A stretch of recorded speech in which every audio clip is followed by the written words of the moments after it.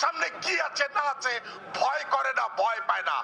জনাব আলিমা মজুমদার, আপনি যদি এত আইন কানুনের বালাই দেন, গত 17 বছর আপনি কোথায় ছিলেন যখন কোন দোষ ছাড়া, কোন ত্রুটি ছাড়া, কোন মামলা ছাড়া, কোনো কিছু ছাড়াই আমার মতো শয়ে শয়ে কর্মকর্তাকে প্রমোশন বঞ্চিত করা হয়েছে, পদোন্নতি বঞ্চিত করা হয়েছে, পদায়ন করা হয়নি। অতএব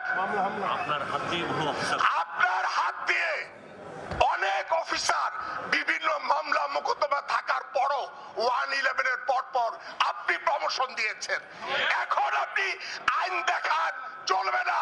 আমরা জানি কিভাবে আপনাদের 20 দাগ ভাঙতে হয়।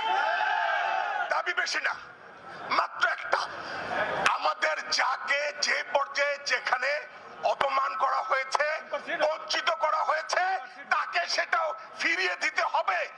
যেখানে সুপারসিডেড সেখানে আনতে হবে। কর্মরত যারা তাদেরকে, রিটায়ার্ড যারা তাদেরকে, আমরা সবাই ভাই ভাই।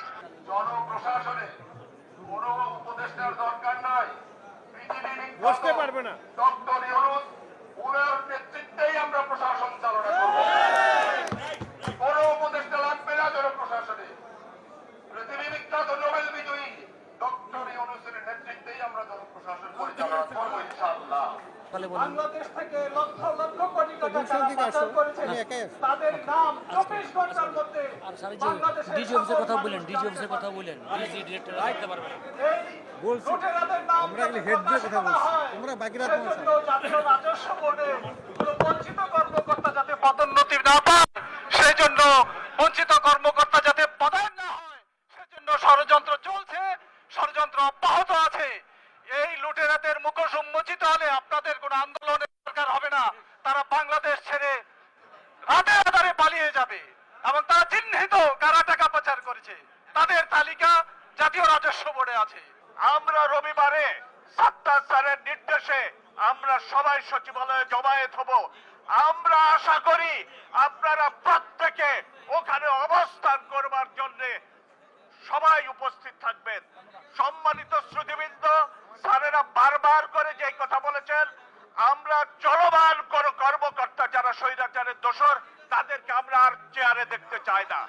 আমরা কোন আমাদের সিদ্ধান্ত ছাড়া কোন নিয়োগ পদোন্নতি দেখতে চাই না। সকল ক্যাডারের প্রতিনিধিদেরকে আমরা জানিয়ে দিয়েছি যে আপনারা আপনাদের মতো করে মুভ করা শুরু করেন, যত সাপোর্ট লাগে আমরা দেব। আমরা চাই না যে আমাদের পিঠে রাজনৈতিক তকমা লাগিয়ে 15 বছর যে ক্যাডার, নন ক্যাডার, পিওন, সব সর্গী যাদেরকে নির্যাতন করা হয়েছে, আমরা তাদেরকে সম্মান দিতে চাই। আমার দুই একজন সহকর্মী হয়তো বলার চেষ্টা করেছে যে কোন নিয়মে করা হবে, কোন আইনে করা হবে, এটা তো আইন কভার করে না। আমি স্পষ্ট বলে দিয়েছি, লাঠি মারি আইনকে, লাঠি মারি। কোন আইন আমরা দেখতে চাই না। অফিস অর্ডার করে এক্ষুনি আমাদের পদোন্নতি দিতে হবে। আমাদের